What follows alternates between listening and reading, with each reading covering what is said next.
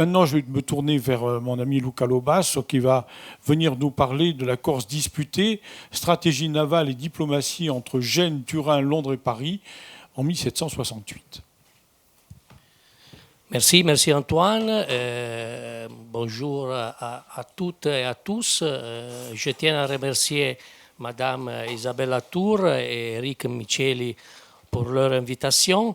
J'ai décidé d'utiliser l'italien parce que je suis très rapide, plus rapide, mais surtout, on va dire, pour question politique, nous sommes en face de la maison de Pasquale Paoli, donc je pense que c'est mieux d'utiliser l'italien pour moi aujourd'hui. J'aime beaucoup utiliser le français, comme mes amis, on le sait très bien, mais j'ai décidé de faire comme ça. Si vous avez des problèmes, on va passer le français très rapidement. D'accord? Nel 1768, scusez-moi, le lunettes sono nécessaires. Nel 1768 la Corsica, isola in armi da oltre 30 anni, passava formalmente dalla sovranità della Repubblica di Genova al controllo politico e militare della Francia.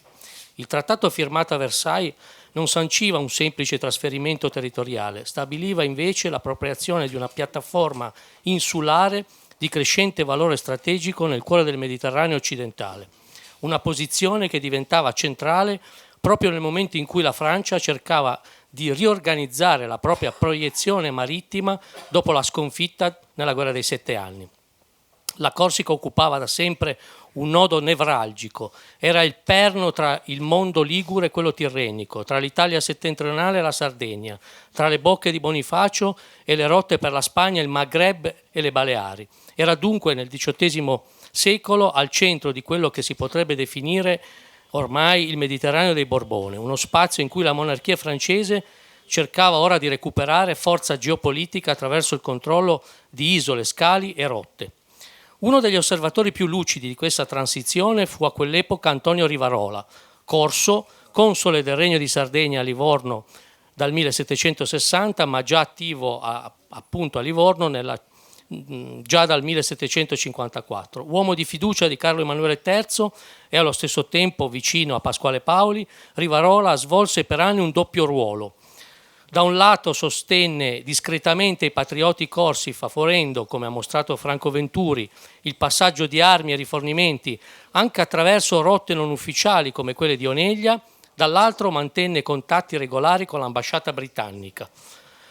Tra il 1760 e il 1761, molto probabilmente, Antonio Rivarola, appunto attento osservatore delle questioni corse, inviò a Torino una lunga relazione manoscritta, oggi conservata presso l'Archivio di Stato di Torino, intitolata Descrizione del Regno di Corsica. Questo testo, che meriterebbe di essere pubblicato integralmente, non si limitava a descrivere la geografia e le risorse dell'isola, tracciava una vera e propria mappa strategica navale della Corsica nel cuore del Mediterraneo.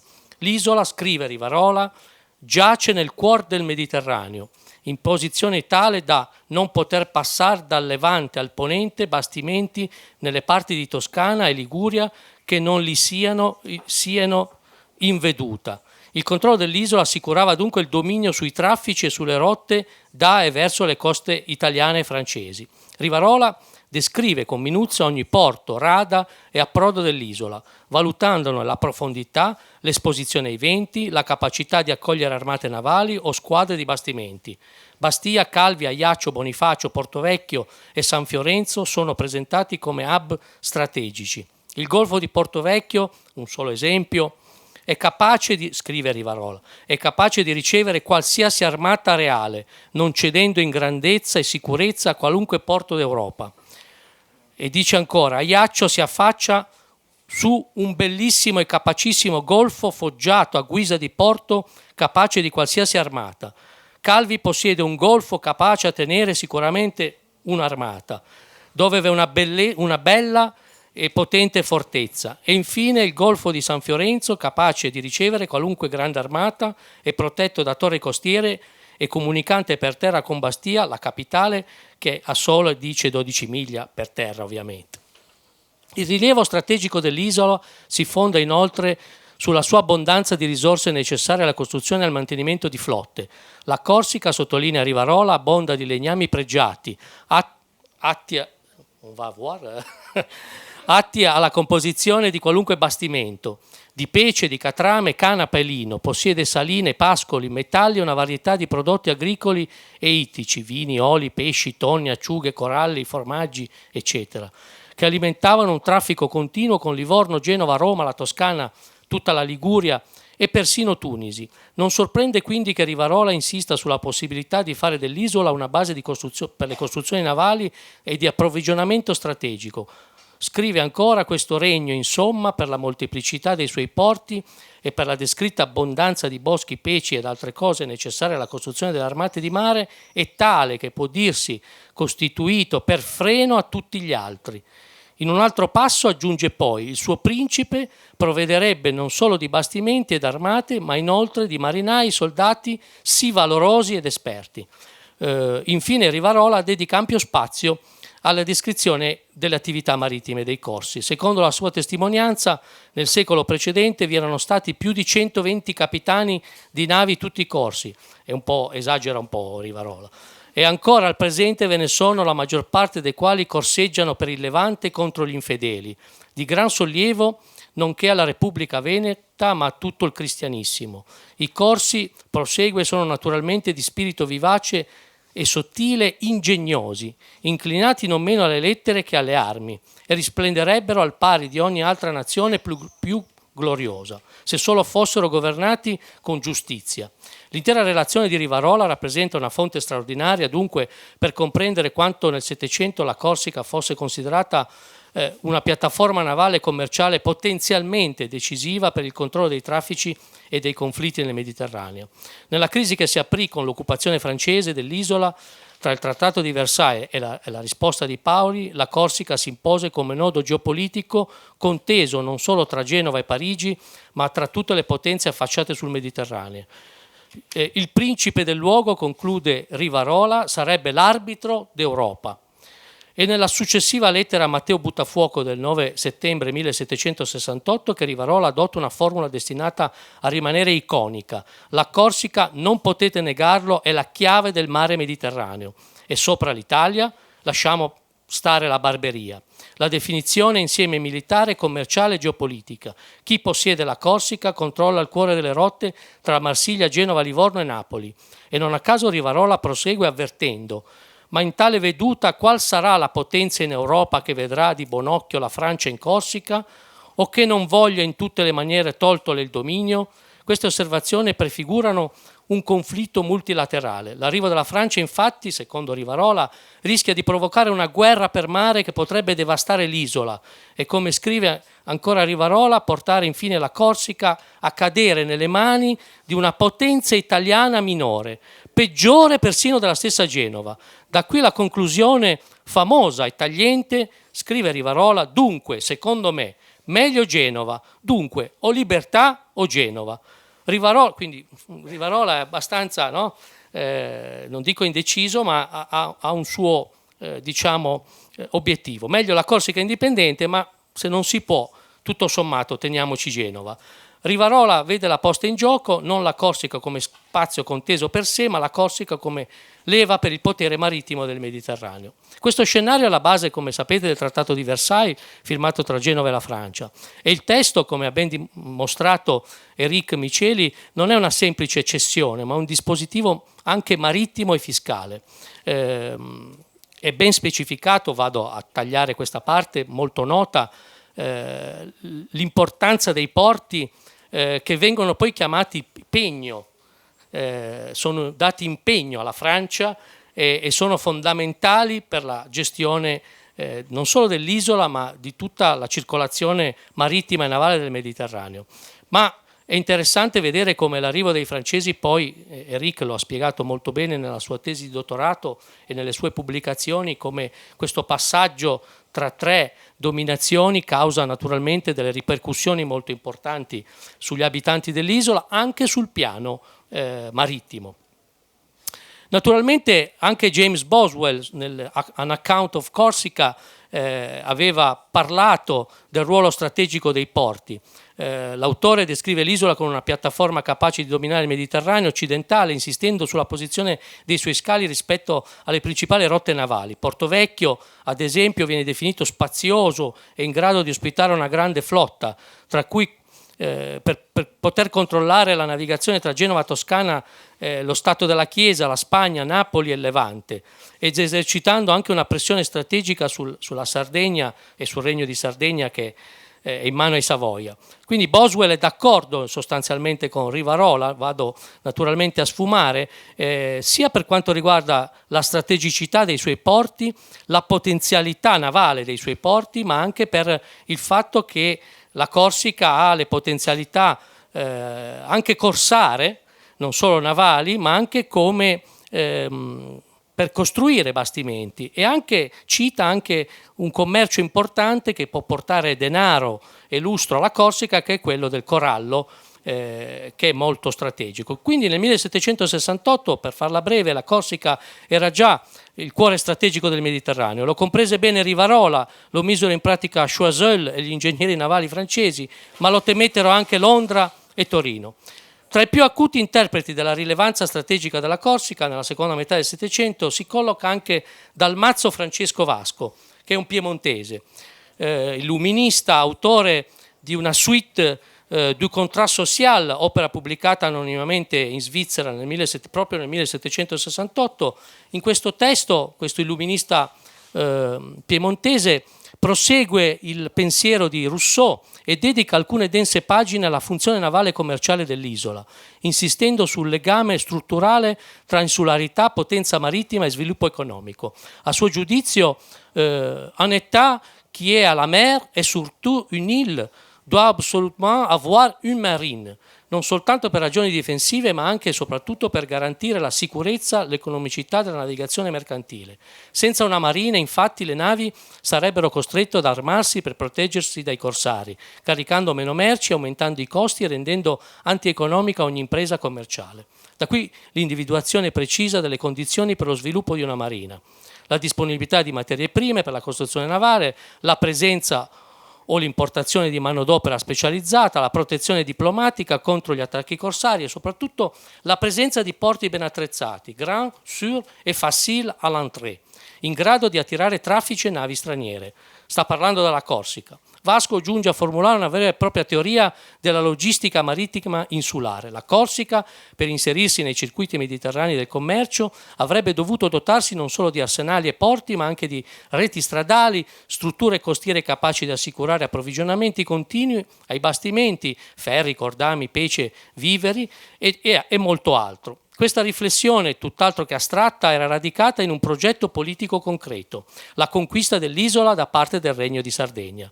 Tra il 1765 e il 1766 Dalmazzo e il fratello Niccolò Vasco, entrambi esponenti dell'ala più riformatrice dell'intellighenzia torinese, idearono un'azione militare volta a rovesciare il regime paulista e favorire l'annessione della Corsica ai Savoia.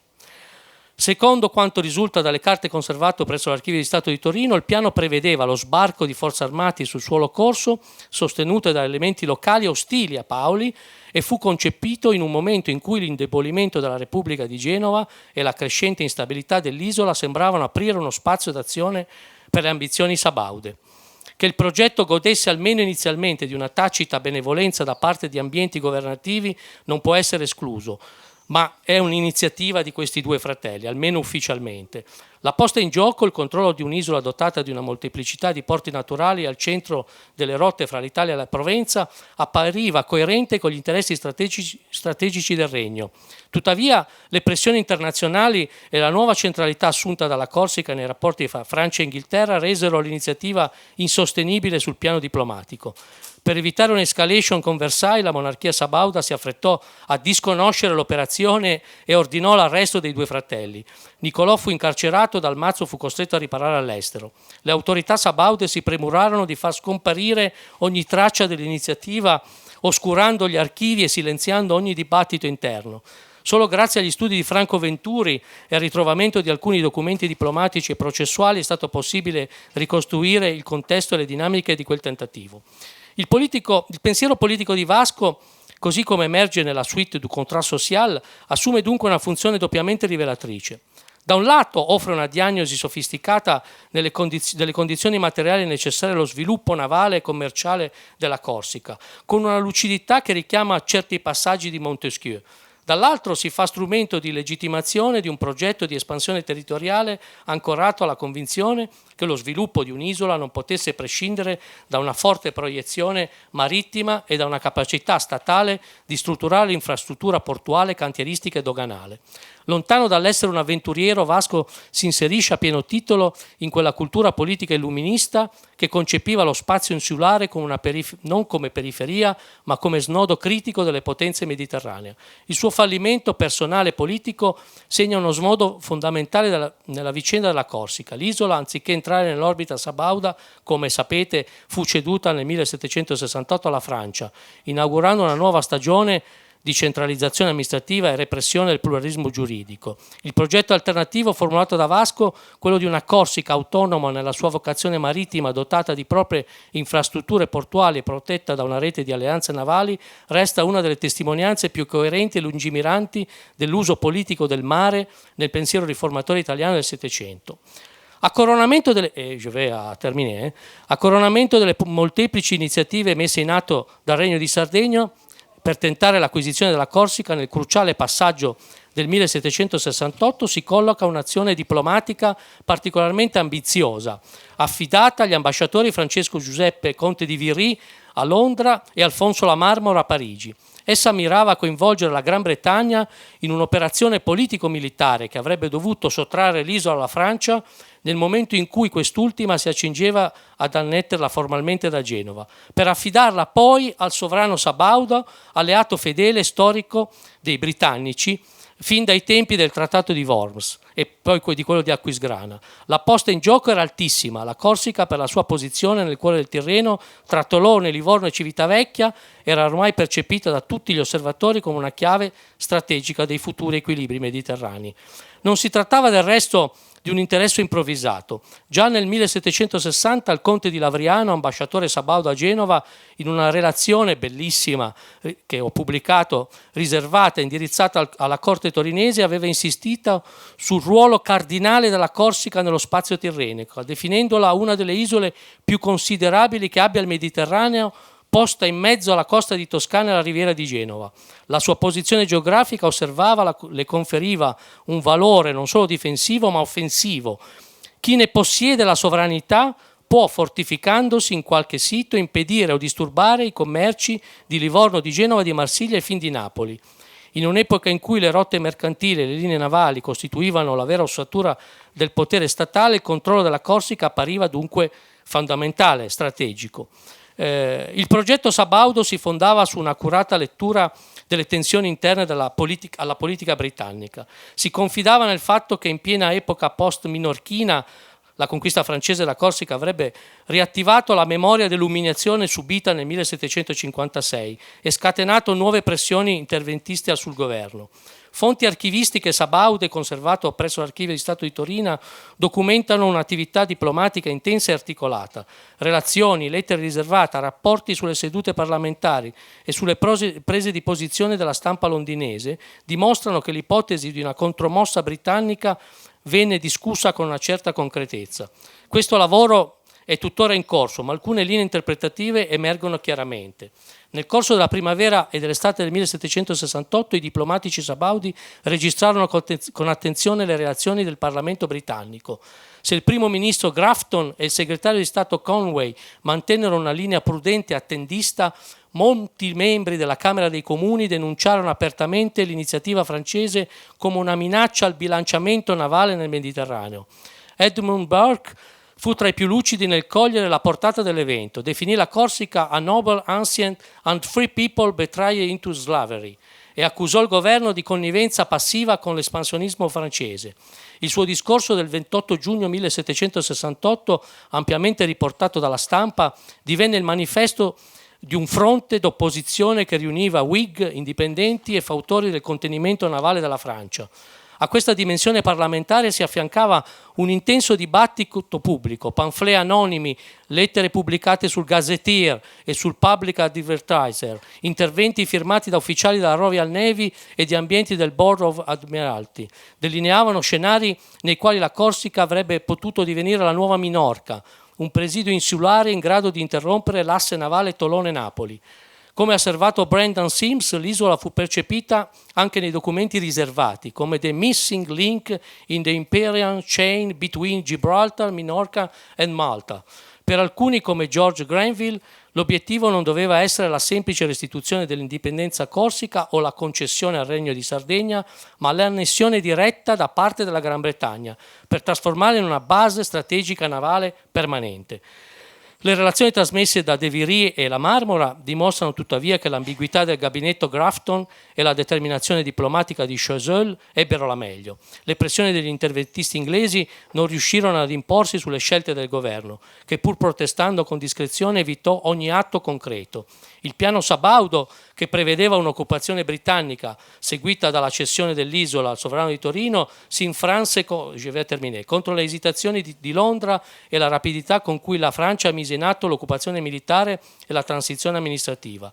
Le lettere inviate dalla Marmora al ministro degli esteri sardo rivelano la frustrazione crescente del diplomatico di fronte all'abilità negoziale di Choiseul, capace di neutralizzare ogni protesta ufficiale e di far apparire l'annessione francese come una legittima risoluzione del contenzioso genovese. In questa vicenda si intrecciarono le speranze sabaude, le aspirazioni dei patrioti corsi e il grande gioco delle potenze marittime europee. Il re di Sardegna fu costretto a prendere ufficialmente le distanze da ogni iniziativa non autorizzata come quella fallita dei fratelli Vasco. L'isola, nel giro di pochi mesi, passò dalla sua ambigua posizione di protettorato genovese a quella di provincia francese, ponendo fine alle illusioni torinesi. Resta il fatto che nel 1768, per un breve momento, la Corsica fu al centro delle attenzioni politiche internazionali. Il progetto di un intervento britannico a sostegno del Regno di Sardegna, pur mai realizzato, testimonia la percezione acuta del valore navale dell'isola. Burke nei suoi scritti strategici lo disse con chiarezza: il Mediterraneo era uno spazio imperiale insulare e la Corsica ne rappresentava una delle chiavi. La mancata reazione britannica del 1768 segnò una significativa occasione perduta. Mentre la Francia consolidava la propria proiezione navale nel cuore del Mediterraneo, la Gran Bretagna, pur attraversata da voci critiche e da richieste di intervento, scelse la prudenza diplomatica. Come ha suggerito Brendan Sims, la questione corsa rivelò i limiti dell'azione britannica nell'area, anticipò, almeno in parte, il progressivo indebolimento della sua presenza strategica, almeno per qualche tempo, che sarebbe stato confermato soltanto più tardi, poi con la definitiva perdita di Minorca.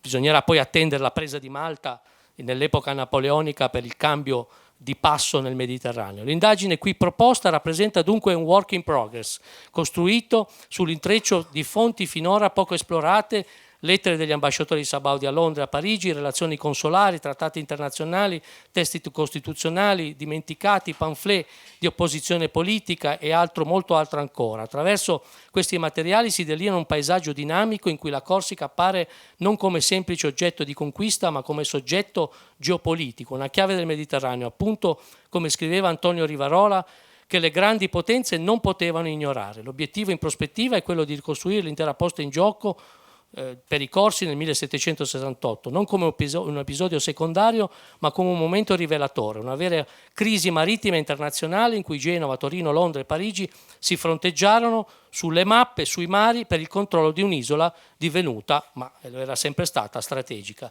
Grazie, scusate per la lunghezza. Merci ancora.